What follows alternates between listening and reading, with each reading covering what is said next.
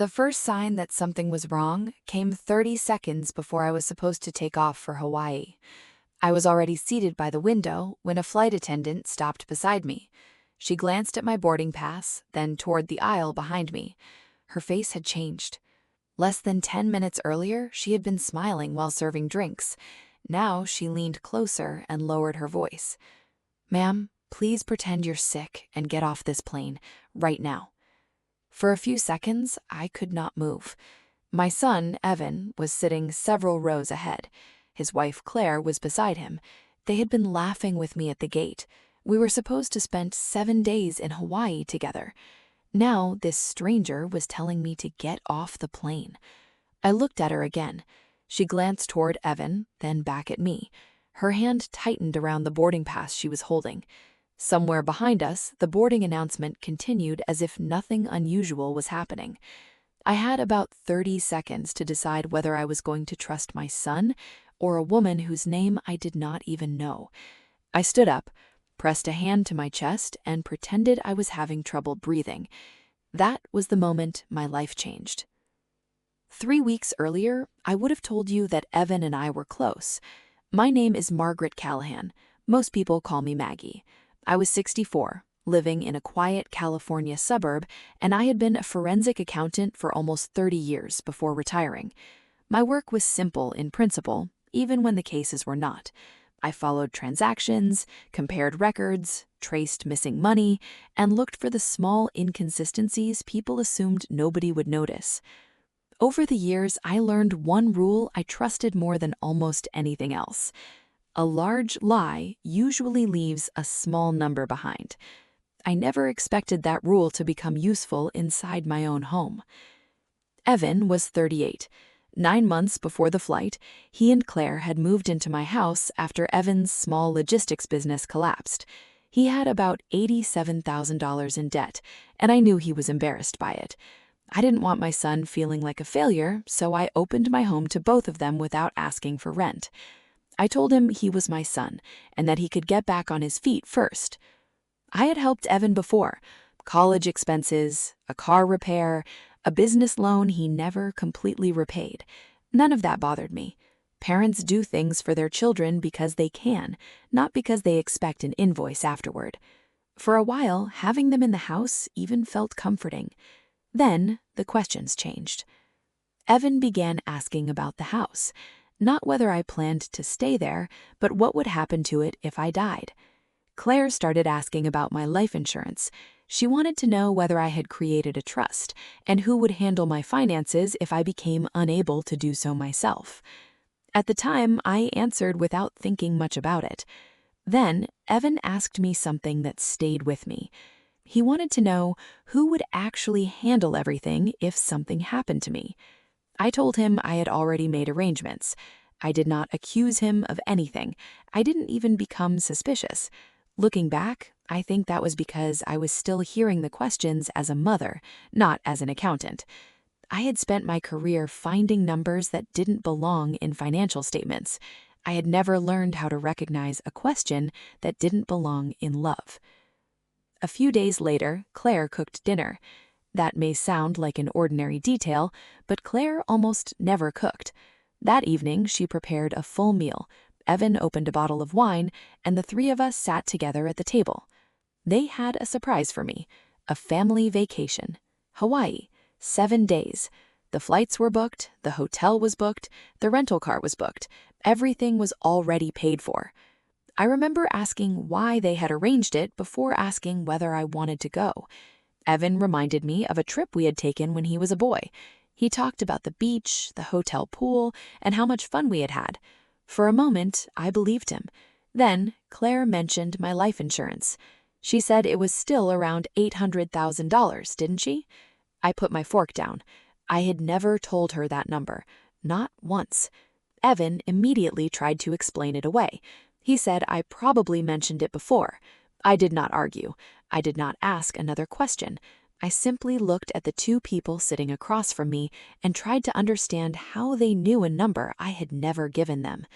That night, after they went upstairs, I opened my laptop. I logged into my insurance account. I did not check the balance. I checked the access history. I wanted to know the last time someone had opened my file. I stayed at my laptop for several minutes after seeing the access history. The first thing I checked was my checking account. There was nothing dramatic enough to make a bank call me. That was what made it worse. I was short $27,480. The money had not disappeared in one transfer. It had been drained through dozens of smaller payments. $1,900 here, $1,250 there, $2,400, $780, $3,100. Some were labeled as consulting, others looked like reimbursements or household expenses. None by itself looked catastrophic. Together, they told a different story. I did what I had done for clients for nearly 3 decades. I did not call Evan. I did not confront Claire. I opened a blank spreadsheet and created 3 columns: date, amount, destination. I entered every transaction I could verify. Then I sorted them by destination. Within a few hours, one name kept appearing: Cedar Ridge Consulting, LLC. I recognized it because Evan had mentioned the company before. It belonged, on paper, to an old friend of his. I did not know why money from my account was ending up there, and I was not ready to decide what it meant, so I kept looking. My life insurance policy was next.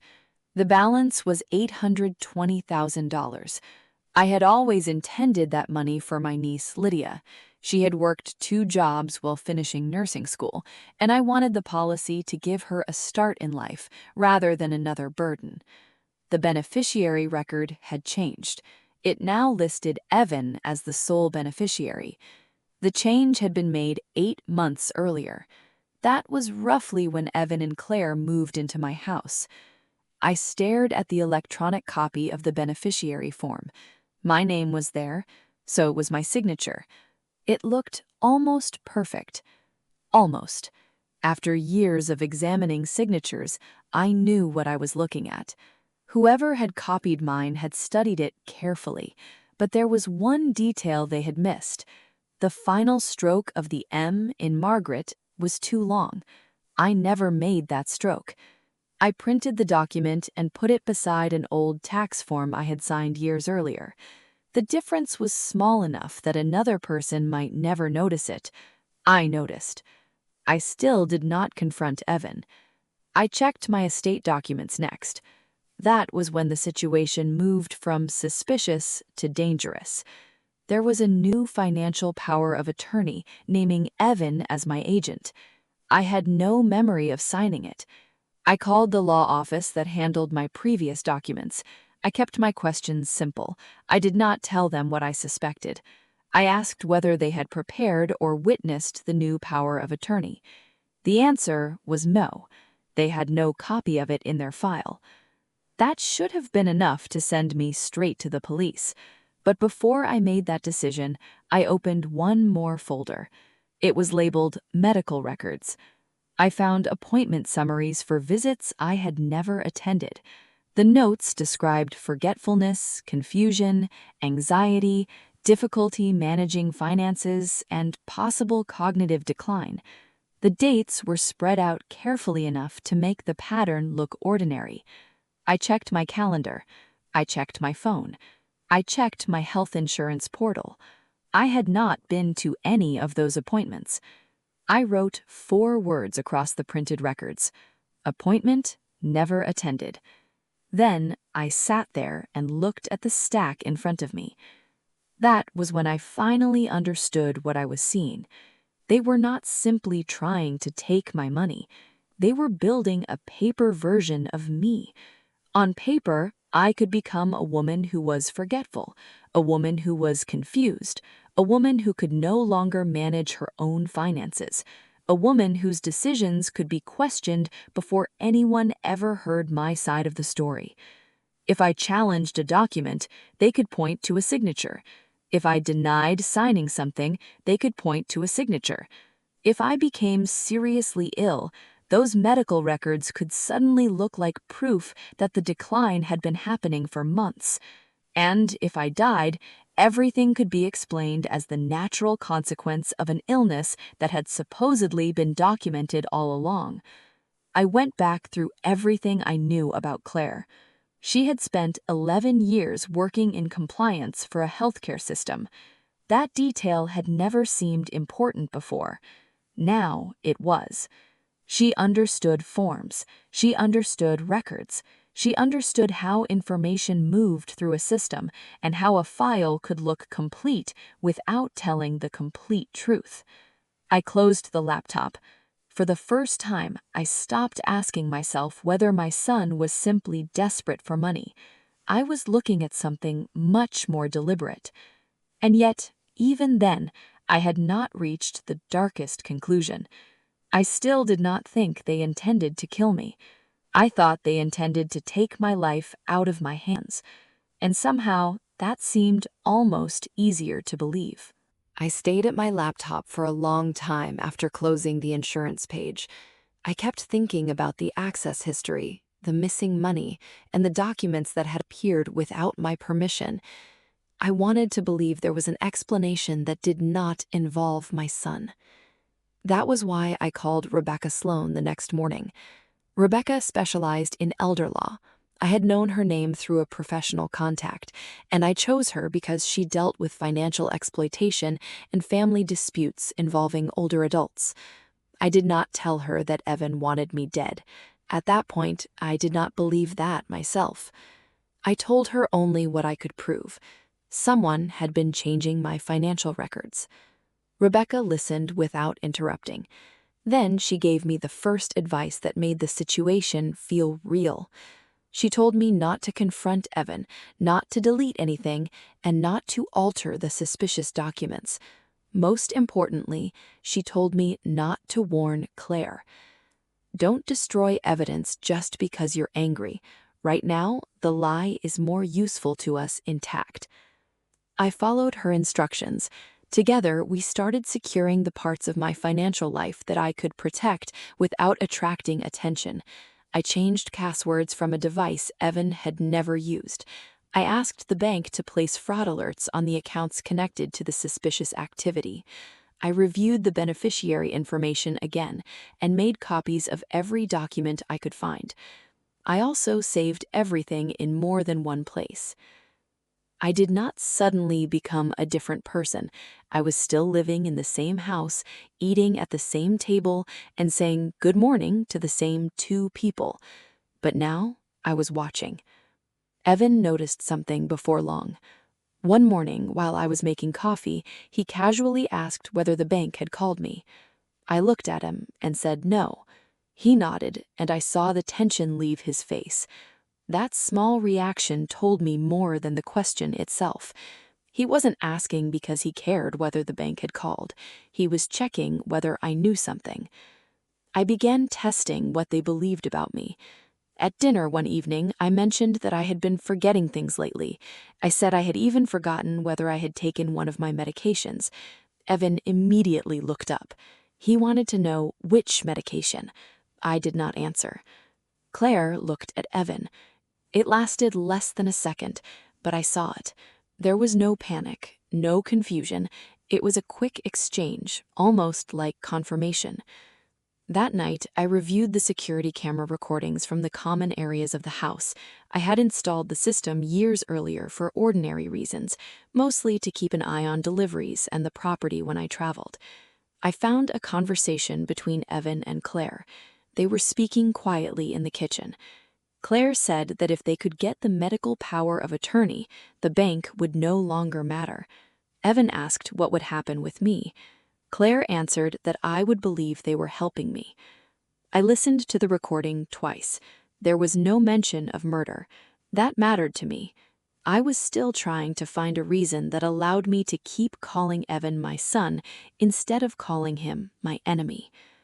I went upstairs and opened the old photo box I hadn't touched in months. Near the bottom was a photograph from when Evan was 7.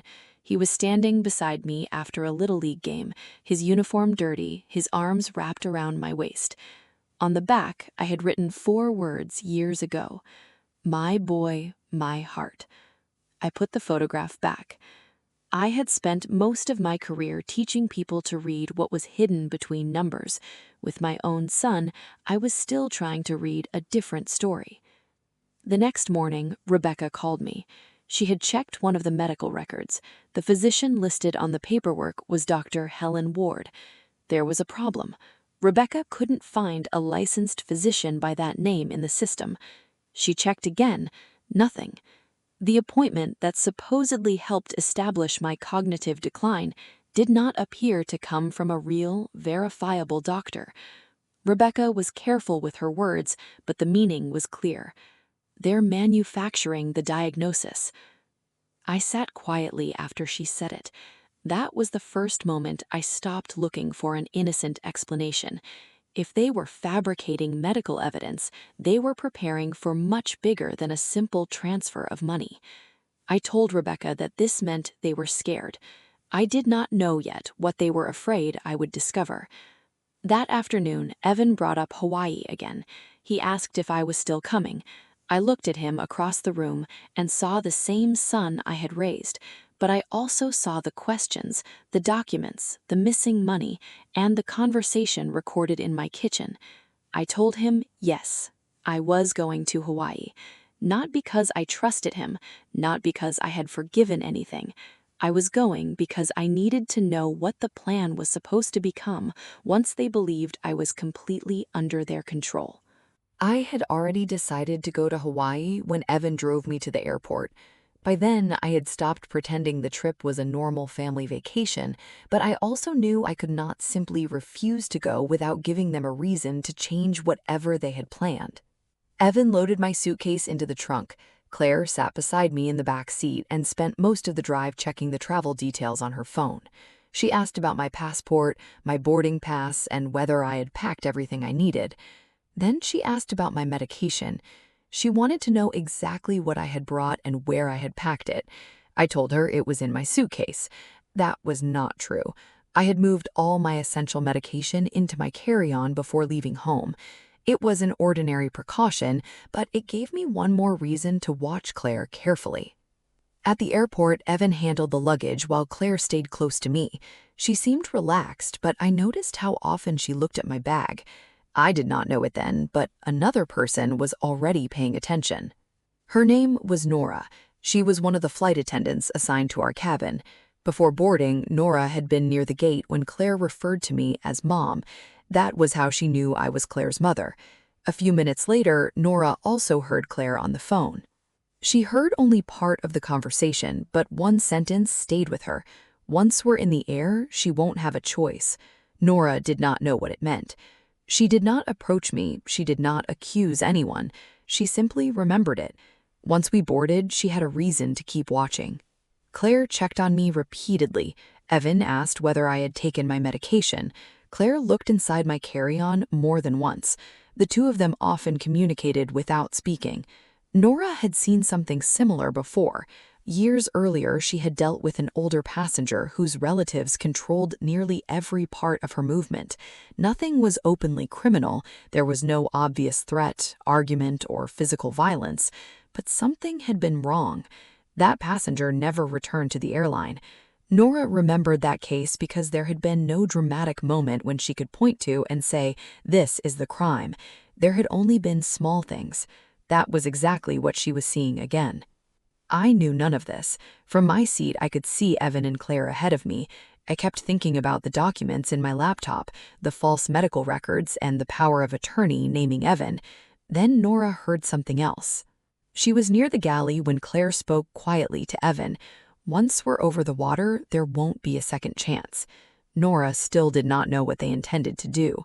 She could not simply accuse two passengers because their conversation sounded frightening. She needed something more. Then she heard Claire mention a number, 820. Nora did not know what the number represented. I did. It was the amount of my life insurance. That was the point when the strange pieces stopped looking separate. A few minutes later, Nora approached my seat. She smiled as if she were checking my boarding pass. Then she leaned down close enough that nobody else could hear her. "Ma'am, pretend you're sick and get off this plane, right now." I looked at her. I asked why. She did not explain, she only told me to trust her. I had 30 seconds to decide. I could stay seated and wait to see what happened after takeoff, or I could trust a stranger. I chose the stranger. I pressed my hand against my chest and told the crew I could not breathe. Everything changed immediately. A flight attendant called for assistance. Evan stood up. Claire's expression changed so quickly that I noticed it even through the confusion around me. I was escorted off the aircraft.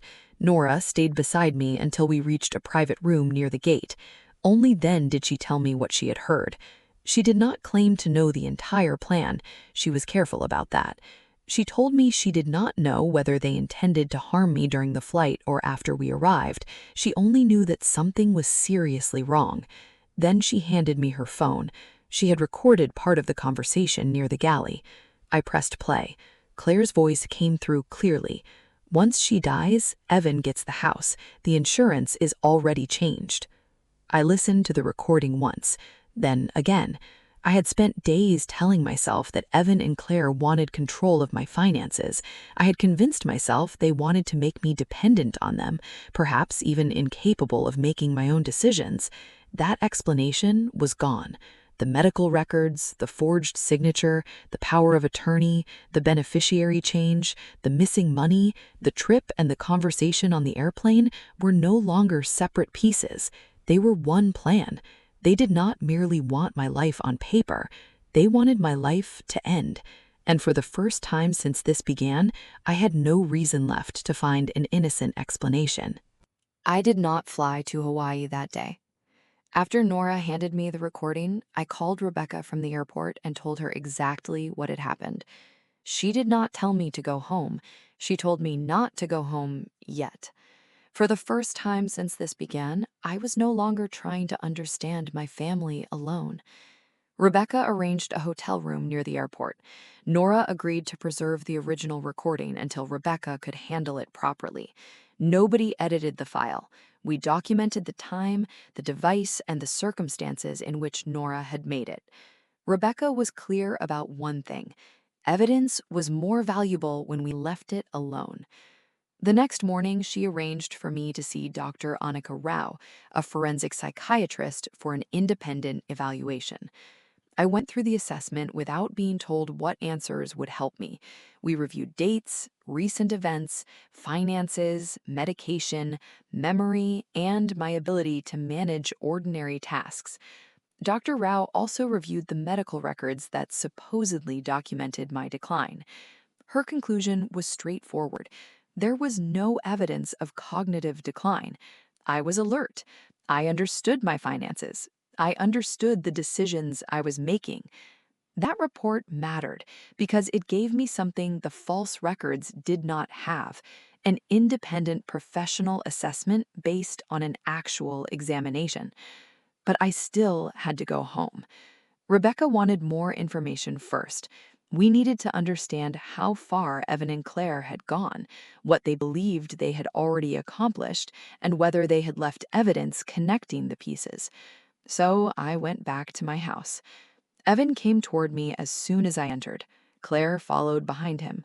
He wanted to know what had happened. I told him the airline had thought I was having an anxiety attack.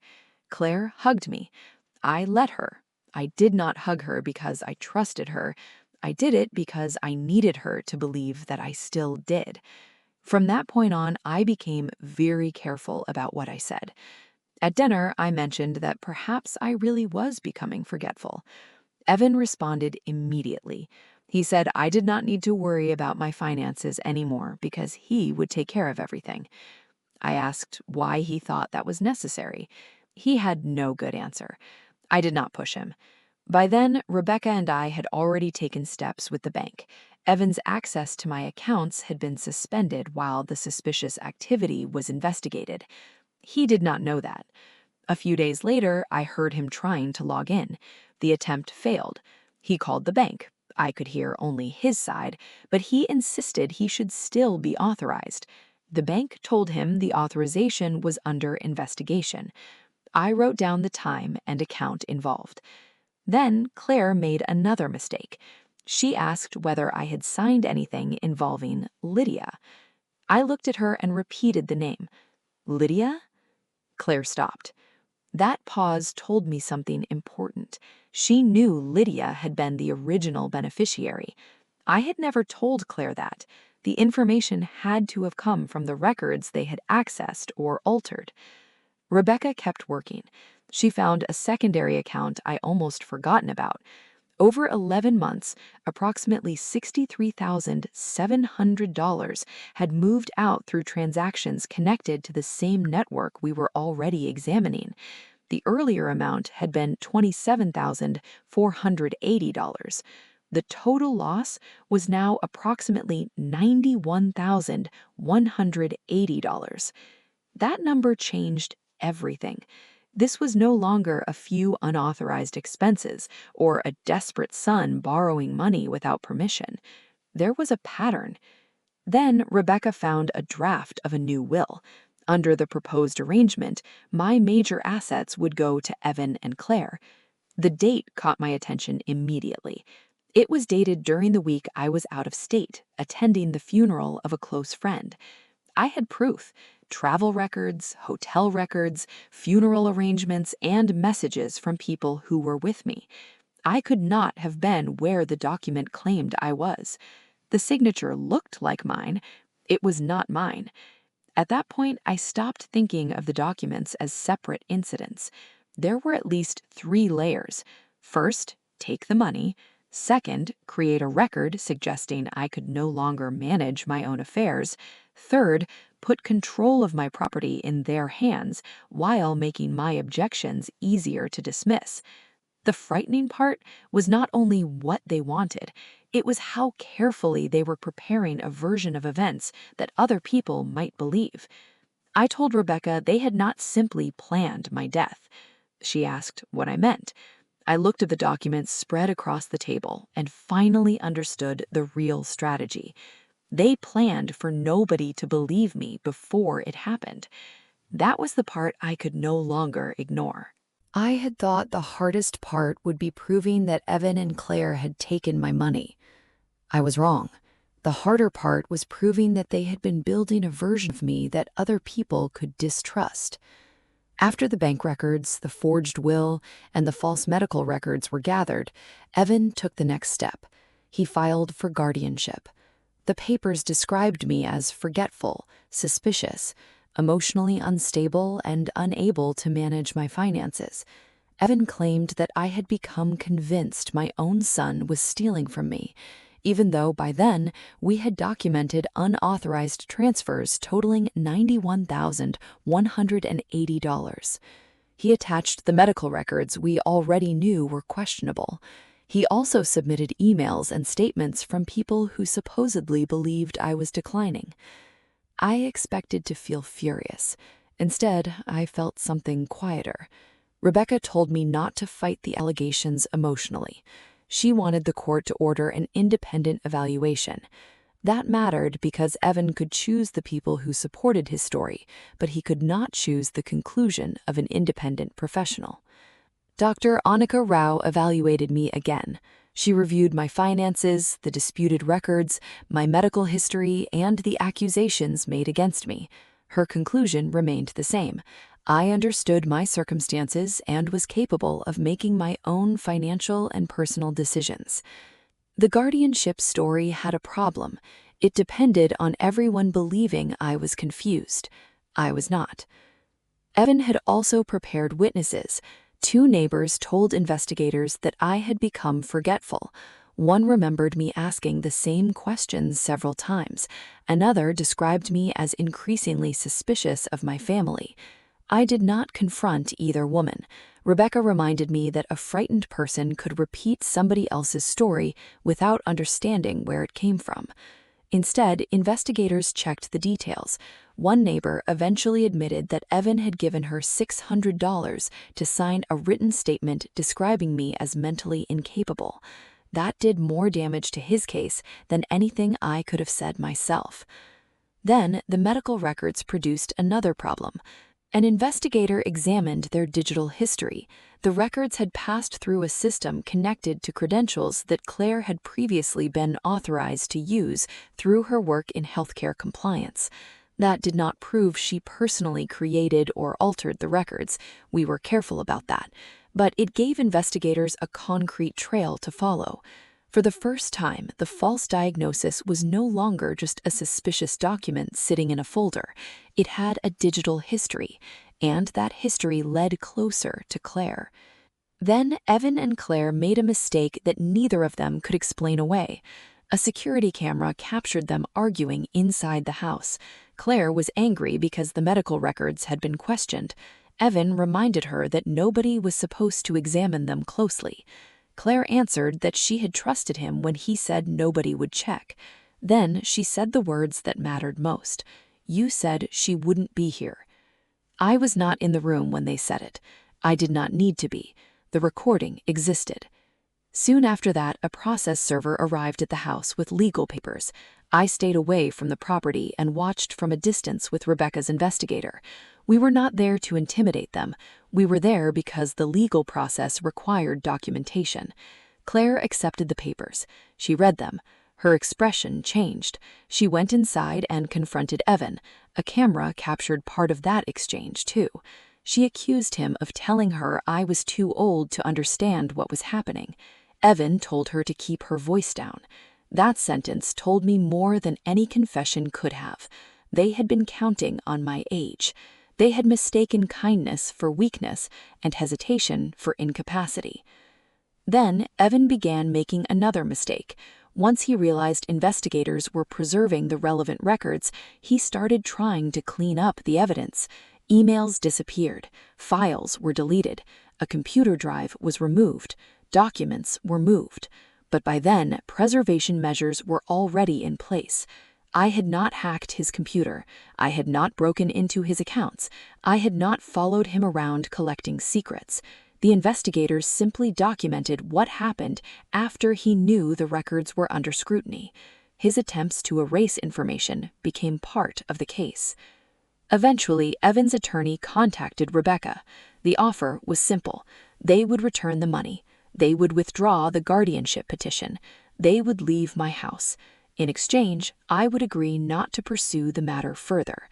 Rebecca asked me whether I wanted to settle. I thought about the woman Evan had tried to turn me into on paper. I thought about the medical records, the forged signature, the money, the airplane, and the people who had almost believed the story they were being told. Then I gave Rebecca my answer. No. I don't want revenge, but I won't sign away the truth just because the truth became inconvenient. That was the first time I understood that fighting back didn't have to mean becoming cruel. Sometimes it simply meant refusing to disappear. I had spent weeks watching Evan and Claire build a story about me, and now, for the first time, I was going to hear that story challenged in a courtroom. By then, the evidence was no longer sitting in folders on Rebecca's desk. It had been organized, authenticated, and presented through the proper legal process. I did not need to explain every detail myself. The documents could speak. The first exhibit was the life insurance beneficiary change. The policy was worth $820,000, and Evan had been made the sole beneficiary. The date mattered because it fell within the same period when he and Claire had moved into my house and begun asking questions about my finances. The second was the money. Investigators traced $91,180 in unauthorized transfers from my accounts over 11 months. Some transactions were small, others were larger. Together, they showed a pattern that could no longer be dismissed as confusion or family assistance. Then came the forged financial power of attorney. The document gave Evan authority over my finances, but I had never signed it. The signature looked convincing until it was compared with authentic documents and the circumstances surrounding the supposed execution. After that came the medical records. They had been used to support the claim that I was losing the ability to manage my own affairs, but the independent evaluation by Dr. Anika Rao showed no such decline. Investigators also had evidence concerning the digital history of the disputed records. Then came the false witness statements, including the statement obtained from a neighbor who admitted receiving $600 from Evan. The draft will followed. It directed my major assets toward Evan and Claire and carried a date when I could prove I was out of state. And finally, there was Nora's recording. Nora was nervous about testifying. I could see it when she entered the courtroom. She was not a professional investigator. She was a flight attendant who had heard something that frightened her enough to act. The defense questioned her carefully. They wanted the jury to focus on what she had not known. She had not known the entire plan. She had not known exactly what Evan and Claire intended to do. She had only heard fragments. Then came the question that mattered. The defense attorney asked whether she actually knew what they intended. Nora answered, "I didn't know what they intended when I first heard them." That answer could have weakened her testimony. Instead, it made her sound exactly as she had been that day, cautious, uncertain, but unwilling to ignore a warning sign. The next question was why she had acted. Nora looked toward me. Because I knew something was wrong, and I wasn't willing to wait until I was certain someone was dead. I never forgot that sentence. When I took the stand, the prosecutor did not ask me to describe every moment of fear or betrayal. She asked a simpler question. When did I first suspect my son? I could have said it was when I found the missing money. I did not. I said, when he asked me about my life insurance before he asked me how I was doing. That was the truth. The money confirmed my suspicion. The documents strengthened it. The recording completed the picture. But the first warning had been a change in what Evans seemed to value about me. I explained the evidence in the order it had happened. The $91,180, the beneficiary change, the forged power of attorney, the false medical records, the Hawaii trip, Nora's warning, the recording. I told the jury that I had spent 30 years working as a forensic accountant. My job had taught me that fraud rarely announces itself. It usually hides inside ordinary transactions, familiar names, routine paperwork, and amounts small enough to escape immediate attention. Then I stopped. There was no need to tell them what to feel. The evidence had already done that. When the jury returned, I watched Evan without recognizing the boy I remembered from childhood. The verdict was guilty on the conspiracy-related charges supported by the evidence, along with the proven fraud, forgery, theft-related, and obstruction counts. Claire was also found guilty for her proven role in the fraud, forgery, conspiracy-related conduct, and obstruction. The sentence did not end with probation. The court imposed real prison terms on the offenses for which they were convicted, along with restitution and the other legal consequences that followed from those convictions. They were barred from benefiting from the assets they had tried to obtain from me, and protective orders kept them away from me. For the first time, I felt that the consequences matched the seriousness of what had happened. But the courtroom did not give me back the years I had spent believing my son was safe to trust. It did something different. It gave the truth a permanent record. After the verdict, Evan asked to speak to me. He was crying. He told me he was sorry. I looked at him for a long time. Then I said, "I know." He waited. I did not tell him that everything was forgiven. I did not tell him that nothing had changed. I simply said, "Forgiveness is not the same thing as removing consequences." Then I walked away. I went home after the verdict, but the house did not feel like the same house anymore. Nothing had changed on the outside. The same porch was there, the same trees stood along the driveway, the same kitchen window caught the morning light. But I had changed, and that was enough to make familiar rooms look different. I did not turn the house into a monument to what had happened. I did something more ordinary. I opened the windows. I repainted the living room. I moved the desk Evan had used into storage and rearranged my office so that it belonged to me again. In the garden, I pulled out the plants that had died and planted new ones.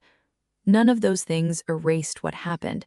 They simply reminded me that a home could become mine again through small decisions. A few weeks later, I called Lydia. I needed to explain why her name had disappeared from my life insurance policy. I expected questions about the money. She did not ask about the money. The first thing she asked was whether I was safe. I told her, "Now I am." That answer meant more to me than I can explain. Lydia had never known about the beneficiary change. She had never asked me for anything. When I told her what Evan and Claire had done, she listened without trying to make the story easier for me. I later rebuilt my estate plan from the beginning. I did not simply restore Lydia as the beneficiary and leave everything else untouched. I divided my plans more carefully. Some of the money would go to Lydia, some would fund a scholarship, and some would support programs helping older adults who had been financially exploited. I had spent years tracing other people's money. Now I wanted some of mine to do something useful. I also met Nora again. There was no grand ceremony, no cameras, no dramatic speech. We sat together over coffee, and I thanked her for what she had done on that flight. She told me I did not owe her anything. I told her I knew. Then I gave her a modest financial gift and a letter. I also established the Nora Bennett Emergency Assistance Fund, designed to help airline employees and other workers facing unexpected emergencies. I did not want Nora to become a character in a story about a miraculous stranger who appeared at exactly the right moment. She was a person who noticed something was wrong and chose not to look away. That was enough, and I wanted that choice to keep doing good after our story was over. For a long time, people asked me whether I hated Evan. I never found that question very useful. I still loved the son who used to bring dandelions home from the yard when he was 7 years old. I remembered the muddy shoes, the crooked little bouquets, and the way he believed every flower was worth giving to his mother. But I no longer loved the version of him that I had created in my own mind so that I could excuse what he had done. That distinction took me a long time to understand. I had spent 30 years as a forensic accountant learning how to find what people tried to hide. I used to think the hardest part of that work was discovering the truth. I know better now. Sometimes the hardest part is accepting the truth after you have discovered it. The numbers had told me what happened, the documents had confirmed it, the court had recorded it. But healing did not come from another document. It came from deciding what I would do with the life that remained. One afternoon, I sat at my desk and opened a new folder. I did not label it bank statements. I did not label it court records. I called it My Life Revised. Inside, I wrote a short list. Will updated. Beneficiaries verified. Medical records secured. Emergency compacts updated. Trusted people informed. Then I put down my pen. There was no celebration, just a quiet room, an open window, and the ordinary sound of the neighborhood outside. I used to think forgiveness meant opening the door and letting someone come back. Now I understand that sometimes forgiveness simply means closing the door without carrying hatred with you. I am still Evan's mother, but I'm also Margaret Callahan, and after everything that happened, I finally understood that my life was mine again. Before we say goodbye, I want to talk to you for just a moment. Wherever you are right now, what city are you sitting in, and what time is it on your clock as you watch this? Let me know in the comments below so I can see just how far this story traveled to reach you. More importantly, looking at this story, what is the biggest lesson you are taking away today? Is it about the strength to stand back up, when everything is stripped away, the courage to walk away from toxic bonds, or the realization that human dignity and self-respect can never be bought with a price tag. Drop your thoughts in the comments. I read every single one, and I would love to know how this resonated with you.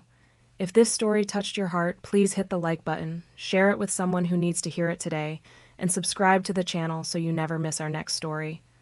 Thank you so much for watching. Stay strong, protect your peace, and I will see you in the next video.